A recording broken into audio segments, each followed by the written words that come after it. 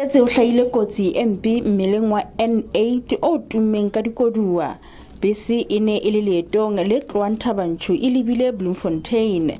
E ne e palamisitse bapalami ba fetang 70. Batho ba phunyoileng koduweng ba ile ba alafelwa sebakeng sa kotsi.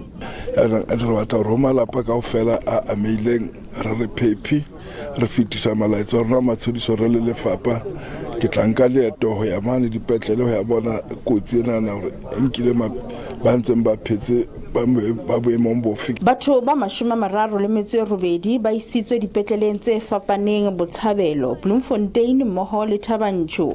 Ba bararo ba bona ba tswile dikotsi tse mpe. Ho ile ha sebediswa tang e tshwasollang ho ntsha ba neng ba tshwaseile malwanwahleng. Sepolesa se fuputsa nyewe ya polao ntle le maikemisetso.